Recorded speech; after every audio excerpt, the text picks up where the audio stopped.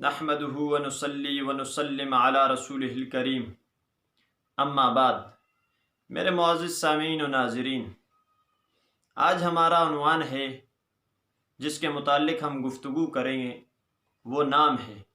جی ہاں، انسان کا نام ہی انسان کی پہچان ہوتی ہے، اس لیے ہمیں چاہیے کہ ہمیں اپنے نام کا معنی معلوم ہو، ہمارے نام کا معنی کیا ہے، اور بچوں کا جب بھی نام رکھیں تو اچھا نام رکھیں۔ تو نام اچھا کیسے ہوگا، پسندیدہ نام کیسے ہوگا اور نام ناپسندیدہ کیسے ہوگا، اس کے لیے ہمیں کچھ باتوں کا خیال رکھنا پڑے گا۔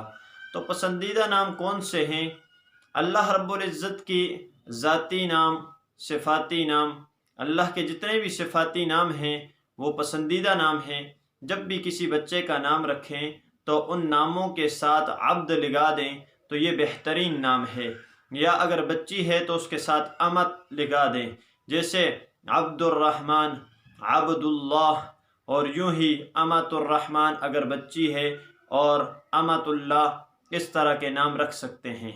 اور اسی طرح انبیاء کرام کے نام بہترین نام ہیں، جیسے ابراہیم، اسماعیل، یعقوب، اسحاق، یوسف، یونس، موسیٰ، عیسیٰ، داؤد، سلیمان۔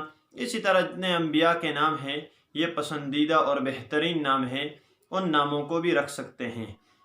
یا پھر صحابہ کرام کے نام، ابو بکر ہو گیا، عمر ہو گیا، عثمان ہو گیا، علی ہو گیا، رضی اللہ عنہم اجمعین، ان میں سے کسی صحابی کا نام بھی رکھ سکتے ہیں، کیونکہ حضور صلی اللہ علیہ وسلم کے سامنے جب بھی کوئی ناپسندیدہ نام آتا تھا تو آپ صلی اللہ علیہ وسلم اس صحابی کو تنبیہ فرماتے تھے اور کہتے تھے کہ آپ اس نام کو بدل دیں، تو وہ اس نام کو بدل دیتے تھے، اور جن کو نہیں بھی تبدیل کیا ان کا معلوم ہے معنی کیا ہے، غلط ہے، آپ صلی اللہ علیہ وسلم نے وہ بتا دیا ہے۔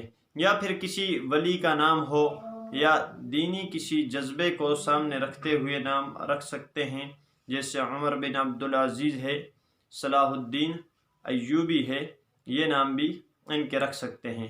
اور ناپسندیدہ نام کون سے ہیں؟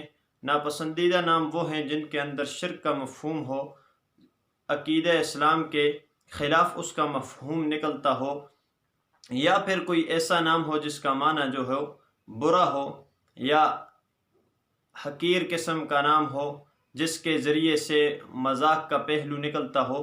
اس طرح کے جو نام ہیں ان سے اجتناب کرنا چاہیے، اس طرح کے ناموں کو نہیں رکھنا چاہیے۔ حضور صلی اللہ علیہ وسلم سے مروی ہے، آپ صلی اللہ علیہ وسلم نے فرمایا، اللہ رب العزت کے نزدیک جو پسندیدہ نام ہے وہ عبداللہ اور عبد الرحمن ہے۔ اور یوں ہی آپ صلی اللہ علیہ وسلم نے فرمایا کہ بہترین نام، پسندیدہ نام، اچھے نام حارث اور حمام ہے۔ اور آپ صلی اللہ علیہ وسلم نے فرمایا کہ نبیوں کے ناموں پر نام رکھو۔ اور ناپسندیدہ نام فرمایا حرب ہے اور مرہ ہے۔ اب حارث کا کیا معنی ہے؟